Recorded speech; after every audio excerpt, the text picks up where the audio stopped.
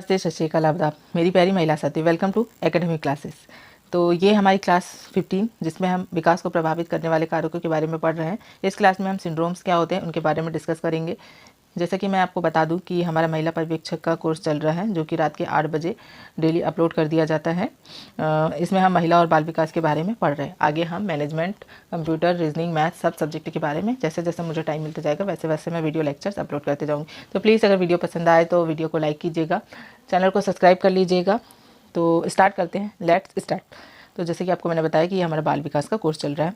इसमें हम विकास को प्रभावित करने वाले कारकों के बारे में पढ़ रहे हैं। ये हमारी क्लास 15 है। इसके पहले हम लोग ने 4 क्लासेस के विकास के प्रभावित करने वाले 4 क्लास के बारे में पढ़ लिया है। तो इसमें हम क्या पढ़ेंगे देखते हैं। हम इसमें क्रोमोसोम्स की विसंगतियाँ मतलब कि डिफेक्ट। क्रोमोसोम में डिफेक्ट क्या कहलाता है? देखो, जब XYY असामान्यता पुरुष अपराधी बन जाता है। एबनॉर्मेलिटी XYY 3 सिंड्रोम जो है वो लिंग जो है वो क्रोमोसोम्स अगर मिल जाते हैं तो वो बिकम अ कल्प्रिट। ओके, ये कैसे बन जाता है? कल्प्रिट बन जाता है। एबनॉर्मेलिटी XXY, इसमें क्या हो रहा है? XX तो होते ही थे और XY भी होते थे, हमने बताया था, लेकिन इसमें एक लिंग जो है वो अतिरिक्त आ जा रहा है और इसमें भी एक लिंग क्या हो जा रहा है? अतिरिक्त आ जा रहा है। तो इसमें भी क्या होता है? असामान्यता देखने में पुरुष जैसे लगता है लेकिन ये अप्रजातीय होता है। पुरुष तो होता है और साथ में महिला भी होती है, मतलब इसे हम क्लाइनफेटर्स कहते हैं।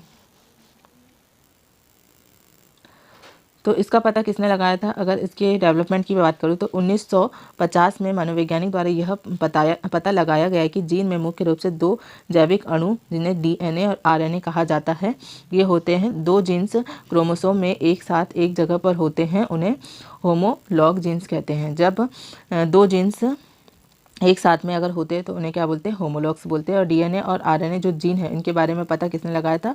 1950 में पता लगाया गया था। और किसने पता लगाया था? जीन नाम के साइंटिस्ट ने ही पता लगा था, इसीलिए इनका नाम जीन है। तो आगे बात करते हैं हम अनुवांशिकता, क्रोमोसोम्स। ओके, क्रोमोसोम्स क्या होती है, अनुवांशिकता क्या होती है? हम बात करेंगे डिफेक्ट इन क्रोमोसोम। अगर क्रोमोसोम्स में डिफेक्ट आ गया तो क्या होगा? मैंने आपको पहले ही बता दिया कि क्रोमोसोम जो है वो मेल में XY होते हैं। 23वां गुणसूत्र जो है वो लिंग का निर्धारण करता है और फीमेल में जो लास्ट वाला क्रोमोसोम होता है XX, ये लिंग का निर्धारण करता है। तो कितने जोड़ी होते हैं? 23 जोड़ी होते हैं। और कितने गुणसूत्र होते हैं? जोड़े में अगर बात करें तो 23 होते हैं और लिंग की अगर मैं बात करूँ तो कितने होते हैं? 46 होते हैं।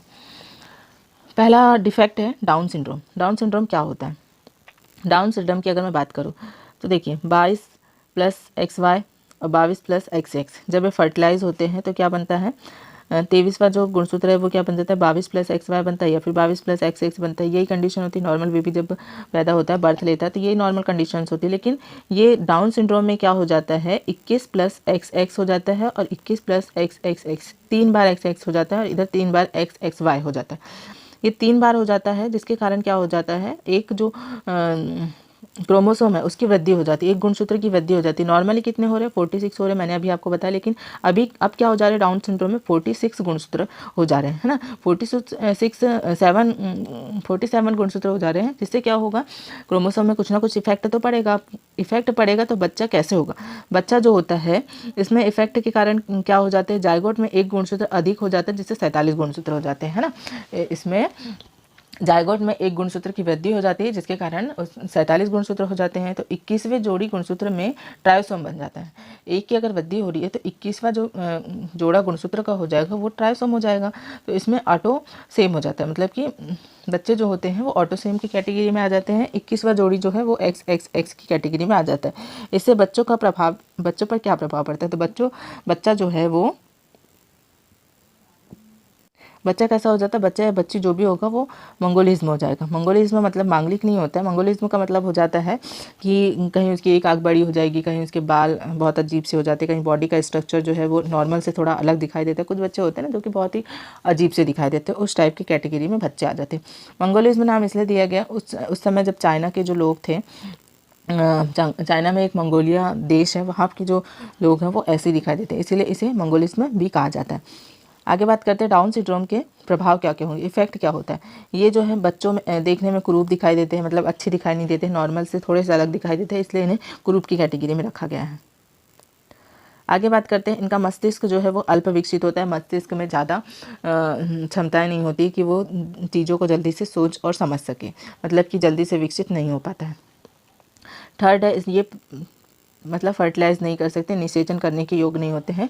ये इस डाउन सिंड्रोम वाले जो बच्चे होते हैं ये फर्टिलाइज नहीं कर सकते, इसमें निषेचन की क्रिया नहीं होती है। और ये ज़्यादा जीते भी नहीं हैं, इनकी जो लाइफ है वो ज़्यादा दिनों तक की नहीं होती है, ये शॉर्ट लाइफ के पर्सन्स होते हैं। अब हम बात करते हैं टर्नर सिंड्रोम। टर्नर सिंड्रोम क्या होता है? इसमें क्या होता है, लड़कियां प्रभावित होती है ना, लड़कियां प्रभावित हो जाती है। और डाउन सिंड्रोम में क्या हो रहा था, लड़के प्रभावित हो जा रहे थे, ठीक है, लड़कों में फर्टिलाइजेशन नहीं हो पा रहा था। और इसमें क्या होता है, लड़कियों में फर्टिलाइजेशन नहीं हो पाएगा। अब इसमें क्या होता है, कैसे होता है टर्नर सिंड्रोम, क्या होता है देखेंगे हम। देखो इसमें क्या होता है, एक्स और XY जब फर्टिलाइज होते हैं तो XX सिंड्रोम का जो तीसरा गुणसूत्र 23वां गुणसूत्र जो होता है वो XX होता है कि नहीं होता है, नॉर्मल बेबी का जन्म होता है। लेकिन इसमें एक जो जायगोट है वो कम हो जाता है, एक लिंग या फिर गुणसूत्र जो है वो कम हो जाता है, मतलब 22 + X ही रह जाते हैं। होना क्या था, कायदे से 22 + XX होना था, लेकिन क्या हो गया, इसमें एक लिंग कम हो गया, कम पहुँचने के कारण क्या हो गया, एक लिंग की कमी आ गई। तो एक लिंग की जब कमी आ जाती है तो टर्नर सिंड्रोम उत्पन्न हो जाता है। जायगोट में एक लिंग गुणसूत्रों की कमी के कारण 45 गुणसूत्र रह जाते हैं। रहते कितने हैं, 46, लेकिन कमी एक की आ गई तो कितने हो गए, 45 गुणसूत्र हो गए, है ना। 45 गुणसूत्र हो गए तो इसमें लड़कियां जो है वो प्रभावित हो जाती है, और प्रभावित होने के बाद में महिला किन्नर कहलाती है ना। तो महिला किन्नर जो होती है इनका प्रभाव कैसे होता है, देखते हैं हम प्रभाव क्या क्या होते हैं, इनकी पहचान कैसे होती है। इनके स्तन का विकास नहीं हो पाता है। ओके, जो टर्नर सिंड्रोम वाले व्यक्ति, जो प्रभावित महिलाएं होती, टर्नर सिंड्रोम बीमारी से जो प्रभावित महिलाएं होती हैं उनमें स्तन का विकास नहीं हो पाता है। दूसरा जो है ओवरी या फिर अंडाशय का विकास नहीं हो पाता है, उन्हें मासिक धर्म नहीं आता है, महिला नॉन फर्टिलाइज हो जाती है, ये बंद हो जाती है, ये इसमें फर्टिलाइजेशन की प्रोसेस नहीं होती। तो इस प्रकार से आप पहचान कर सकते हैं इनमें कौन सा सिंड्रोम होगा। तो इनमें कौन सा सिंड्रोम होता है, इसमें टर्नर सिंड्रोम होता है। अब आगे बात करते हैं क्लीनफेल्टर सिंड्रोम की। अब क्लीनफेल्टर सिंड्रोम में क्या हो जाएगा, नॉन फर्टिलाइजेशन मेल, इनमें फर्टिलाइजेशन नहीं होता है मेल में। तो बात करते हैं यहाँ पे हम जायगोट में जब एक गुणसूत्र की वृद्धि हो जाती है, इसमें क्या हो जाता है, ये मेल में होता है। पहली चीज़ ये आप याद रखेंगे कि ये मेल में होता है, और इसमें क्या हो जाता है, एक गुणसूत्र की वृद्धि हो जाती है। 40 से तो आप कैसे हो जाएंगे, 47 हो जाएंगे। तो जायगोट में अतिरिक्त गुणसूत्र के कारण 47 क्रोमोसोम हो जाते हैं, और इसमें मेल किन्नर हो जाते हैं। तो फर्टिलाइजेशन की प्रोसेस में क्या होना था, 22 + X एंड 22 + Y जब फर्टिलाइज होते हैं तो 22 + XY बनते हैं, मतलब कि 46 जोड़े गुणसूत्र बन जाते हैं। लेकिन जायगोट में इसमें क्या हो जाता है, जायगोट कैसा निर्माण होता है, 22 + X + X + Y, मतलब कि एक जो X है वो अतिरिक्त हो जाता है, अतिरिक्त लिंग हो जाता है, जिससे 47 गुणसूत्र के निर्माण हो जाते हैं, और इसमें मेल जो है वो इफेक्टेड हो जाते हैं। तो इसका प्रभाव की अगर मैं बात करूँ तो इससे पुरुष किन्नर की कैटेगरी में आते हैं। इनमें स्तन महिलाओं के समान हो जाता है। जो पुरुष किन्नर होते हैं, जो जिनमें क्लीनफेल्टर सिंड्रोम होता है, उनका जो स्तन है वो महिलाओं के समान हो जाता है, पुरुषों का स्तन महिलाओं के समान हो जाता है, और इसमें वृषण जो है वो अल्प विकसित होता है। अब वृषण क्या होता है, तो बात करते हैं वृषण के बारे में नेक्स्ट पेज में। वृषण जो है वो मेल का प्राइमरी सेक्स ऑर्गन होता है, इसमें स्पर्म का निर्माण होता है ना, इसी से ही क्या होता है, स्पर्म का निर्माण होता है। ये प्राइमरी सेक्स ऑर्गन होता है मेल का, तो जिससे क्या होगा, वो फर्टिलाइज नहीं कर पाएंगे। तो एक बार और देख लीजिए हमने अभी तक की क्या पढ़ा। हमने 3 चीज़ें पढ़ी है ना, 3 चीज़ें पढ़ी है। कौन कौन सी 3 चीज़ें हैं? पहले की अगर मैं बात करूँ तो पहला है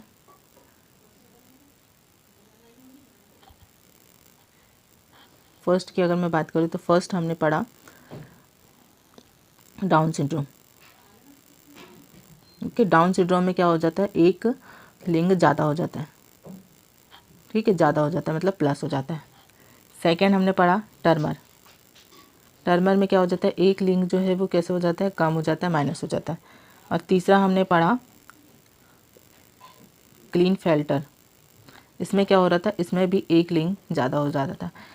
इसमें डाउन में अगर मैं बात करूँ तो इसमें मेल या फीमेल किसी में भी हो सकता है, पुरुष या महिला किसी में भी हो सकता है, ठीक है, कोई भी बच्चा हो सकता है।